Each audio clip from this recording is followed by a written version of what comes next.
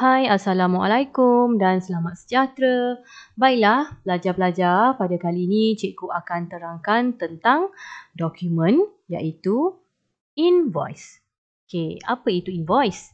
Okey, invoice ni adalah antara dokumen sumber yang digunakan oleh peniaga ketika melakukan jualan ataupun belian secara hutang.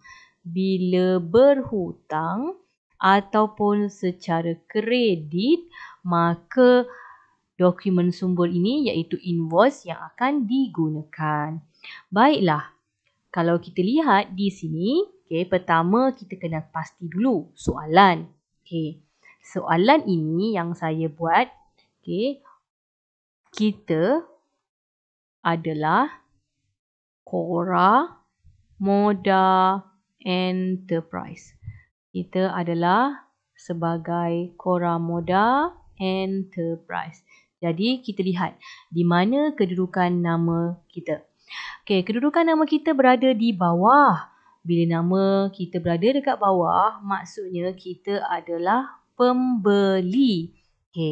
Jadi kita akan terima invoice ini. Jadi penerima invoice ini adalah Kora Moda Enterprise, iaitu kita. Kitalah sebagai pembeli ataupun penerima invoice ini. Nama yang berada di atas adalah orang yang menjual ataupun kita panggil penjual. Penjual ini dia akan tulis di dalam invoice. Kemudian kalau ikut perkara yang betul, kalau kita pergi kedai, kita beli barang, contohnya invoice ni biasanya ada 2 ataupun 3 helai. Bila tulis yang atas sekali tu, penjual akan koyakkan keratan yang atas dan dia berikan kepada pembeli. Jadi pembeli dia akan simpan yang salinan. Pembeli akan simpan yang asal. Maka kalau kita nampak perkataan asal ni, pembeli yang simpan. Jadi kita beli. Maksudnya invoice ni adalah beli. Sebab kita beli, kita Kora Moda, kita membeli. Siapa yang beri kertas invoice ni kepada kita adalah penjual, iaitu Kasturi Trading. Kasturi Trading adalah sebagai pengirim ataupun penjual. Urusan apa yang berlaku? Sebab kita membeli barang niaga. Kita membeli barang niaga secara kredit. Apa itu kredit? Kredit ini adalah secara hutang. So ingat bila nampak je invoice, maksudnya secara hutang ataupun secara kredit. Berapa amount? Amountnya 273 sebab kita ambil total yang berada di bawah sekali. 273 dan kita tahu bahawa kita beli benda ni invoice dan kita beli, maka kita akan letakkan di dalam jurnal belian. Baiklah, kita tengok seterusnya. Invoice yang seterusnya ini sama, ingat ini adalah hutang. Pelajar-pelajar boleh juga rujuk buku teks pada muka surat 79. Ada contoh lain lah dalam buku teks ini adalah contoh seterusnya. Tengok asal. Bila asal, maksudnya pembeli menyimpan keratan ini. Siapakah kita? Nama kita berada di mana? Nama kita berada dekat bawah. Ingat kita adalah Kora Moda Enterprise. Nama kita berada di bawah. Jadi kita adalah sebagai pembeli. Bila kita beli, kita pun akan terima invoice ini. Bila kita beli, kita akan terima invoice ini. Nama yang ada di atas adalah Leno M. Sdn Bhd.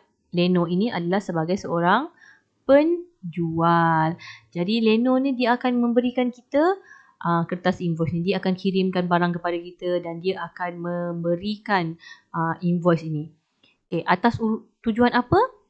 Kerana kita membeli. Kerana kita sebagai Kora Moda, kita membeli barang niaga secara kredit lagi. Kenapa secara kredit? Kerana secara hutang dan kita terima invoice. Bila kita terima invoice, ini adalah hutang. Amount-nya adalah 984 kerana kita akan ambil nilai yang berada dekat bawah sekali selepas tolak dengan diskaun. Baiklah, sebab ini adalah invoice dan kita beli, maka kita akan letak di dalam jurnal belian. Okay. Next, kita akan tengok dokumen seterusnya. Okey, lihat ini. Ini adalah dokumen seterusnya. Invoice, kita masih berada dengan invoice. Okey, invoice ni kita ingat, invoice ni adalah secara hutang ataupun secara kredit. Okey.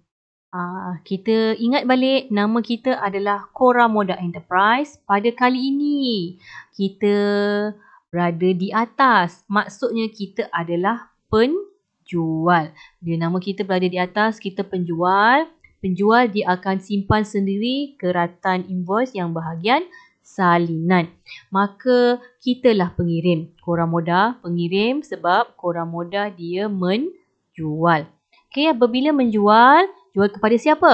Jual kepada Masalah Enterprise. Bila jual kepada Masalah Enterprise, kita pun tulislah nama pengirim. Nama penerima adalah Masalah kerana Masalah ni adalah orang yang membeli.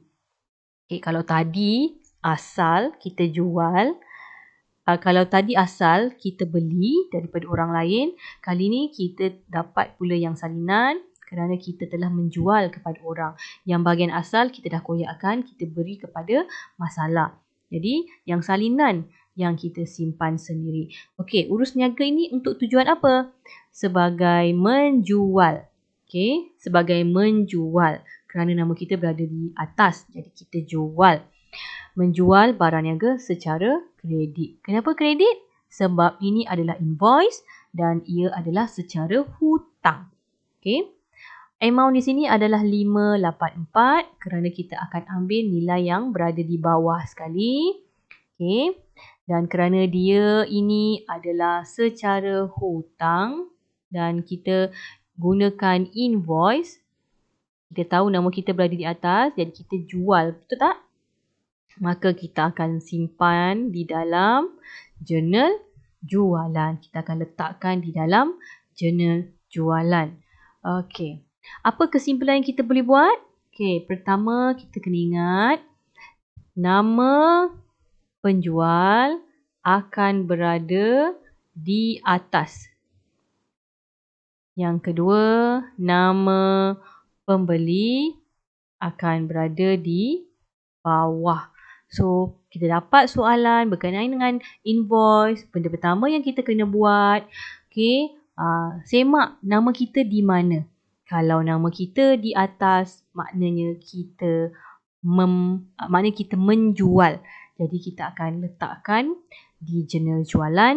Kalau nama kita berada di bawah, maksudnya kita adalah pembeli. Bila nama kita berada di bawah, kita adalah pembeli dan kita akan letakkan di dalam jurnal belian. Okey, harap pelajar faham dan jelas dengan penerangan ini. Okey, itu sahaja dari saya. Terima kasih.